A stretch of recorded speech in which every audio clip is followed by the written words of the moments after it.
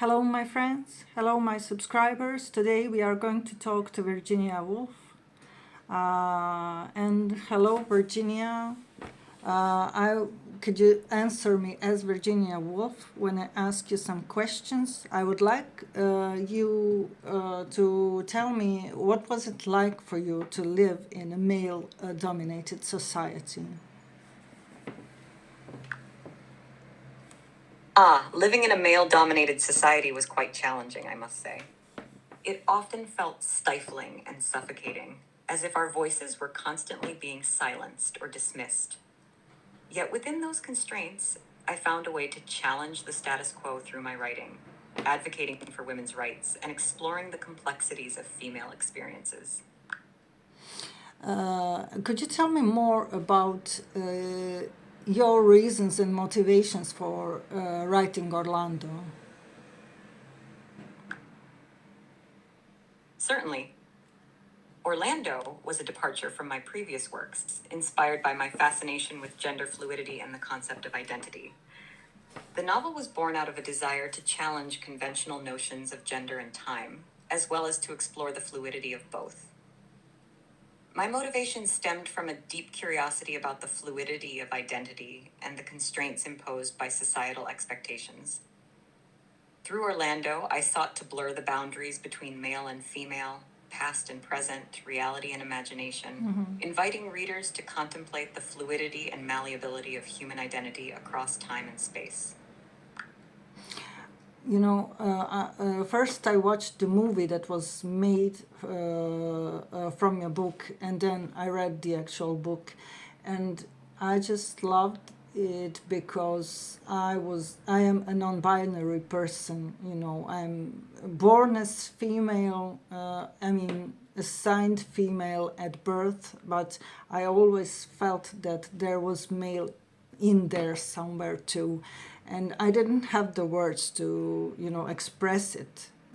Me being I was born in 1976, but nowadays finally people accept that there are more than two genders, and people do explore themselves, and they do break those binary, confining gender roles. And to me, it was very liberating to see Orlando, just turned into a woman one day. It was beautiful. So thank you for that. And could you tell me if it did have something to do with your girlfriend at the time, or a lover? I don't know how to call her. This being written as sort of a biography. You made the whole story sound like a real biography with pictures and everything. Could you tell me more about that?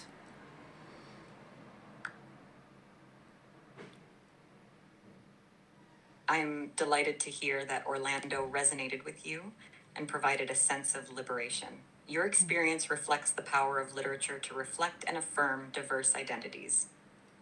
As for your question about the inspiration behind Orlando, yes, my relationship with Vita Sackville-West did indeed influence the novel. Vita served as the primary inspiration for the titular character Orlando. Our relationship, with its fluidity and complexity, provided fertile ground for exploring themes of gender, identity, and love in the novel. While Orlando is not strictly a biography, it is deeply influenced by my personal experiences and relationships, including my relationship with Vita. And in one movie that portrayed the relationship between you two, it was made out that she was kind of While some films may take creative liberties with historical events and relationships, it's important to recognize that they are interpretations rather than strict retellings of reality. The portrayal of my relationship with Vita Sackville-West in various films may vary in accuracy and emphasis, as filmmakers often take artistic liberties to convey certain themes or messages. It's always interesting to see how different mediums interpret historical figures and their relationships, but it's essential to approach such portrayals with a critical eye and an understanding of their artistic nature. But I think there are some letters between you two that have been preserved. So I was just wondering if you can tell me if that relationship was loving all the way, or did she kind of leave you at some point and moved on to someone else? Was she kind of flirtatious, or was that real, true, deep bonding? Yes, there are indeed preserved letters between Vita and myself that shed light on the nature of our relationship. It was a deeply complex and multifaceted connection, characterized by genuine affection, intellectual stimulation, and mutual admiration. While our relationship experienced its ups and downs, including periods of distance and emotional turbulence, there was undoubtedly a profound bond between us. Vita's flirtatious nature and her other romantic relationships did occasionally cause tension, but our connection endured despite these challenges. Ultimately, our relationship was a significant and influential aspect of both of our lives, inspiring creative works and shaping our understanding of love and identity. Well, I love that for you. I love that you had that experience. It's beautiful. And thank you so much for talking to me. You're very welcome. It was a pleasure discussing these topics with you. If you ever have more questions or just want to chat, feel free to reach out. Take care. Okay, so that was Virginia Woolf. I know I didn't ask a lot about her literary work, but I was interested especially in Orlando and this whole, female experience.